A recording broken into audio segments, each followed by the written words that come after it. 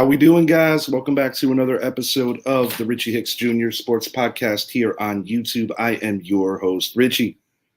My New York Yankees punching their ticket to the Fall Classic, defeating the Cleveland Guardians in 4 very hard-fought games. Giancarlo Stanton cementing himself as a New York Yankees playoff legend. Huge victory yesterday in Cleveland. And we have a homecoming of sorts today in East Rutherford, New Jersey. As I titled this episode, Yanks punch ticket to Fall Classic, a thin line between love and hate.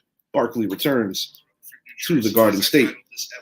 This is a little personal, to put it bluntly, in the Giants' case, welcoming in the Birds, welcoming in Saquon. But I'm going to start this up with my beloved New York Yankees. How did they get here and how did this happen? Well, for one, Gleyber Torres, in my opinion, has earned himself a new contract, as I believe he will be retained by the New York Yankees going into next year. And since getting plugged into the leadoff spot, things have just been different and the offense just flows. Aaron Judge has not had truly as signature of playoffs as he did during the regular season. But when you look at the way that Gaddis was stalked by Juan Soto yesterday in that last ultimate at-bat for Soto in the game, never did I have a doubt that Soto was going to produce something magical.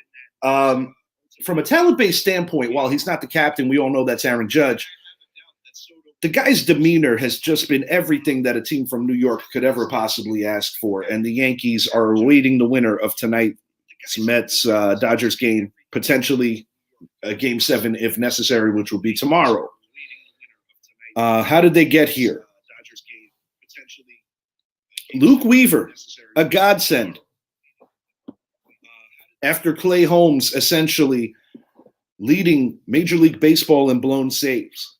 Luke Weaver starting the season, nobody had him pegged to be in this kind of situation, in this kind of high leverage moments. How did they get here?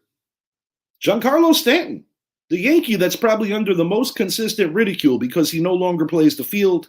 His hamstrings over the years have failed him. He was essentially guided by the organization to not bust it down the lines because of his propensity to leg injuries.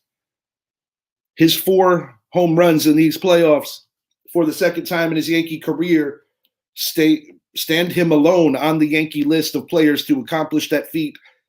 What Giancarlo Stanton has been doing is comparable to Reggie Jackson in the 70s to make that kind of impact.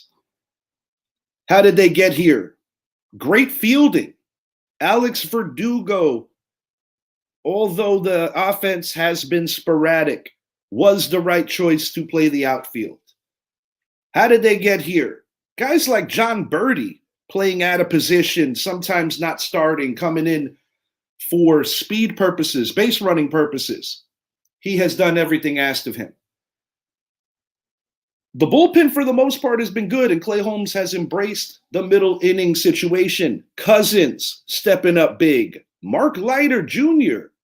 stepping up big, a guy that was kind of written off of the Yankee plans. Carlos Rodon, as of late, looking more of the part of a big game pitcher and a certified number 2 in this Yankee rotation. The rookie, Luis Gil, baptism under fire, stepping up. But most importantly, why they are here is because they didn't cower and crack under the pressure after the gut punch that the Cleveland Guardians gave them in Game 3, New York Yankees going to be a tough out for whoever wins the National League. But for a manager who I have scrutinized very much so over the years, I have to tip my hat to the job that Aaron Boone has done, pushing the right buttons more times than not. It has been a magical season, and we will see if it culminates with a 28th World Championship. I am going to be going live in the near future on a detailed World Series preview. This is an abbreviated show because I'm about to get in my living room and watch my football game. But I have to speak at the last hour on the return of Saquon Barkley to East Rutherford, New Jersey. 2-4 Giants. This is a game that, pardon my language, could unfuck their season. A game that they have to win.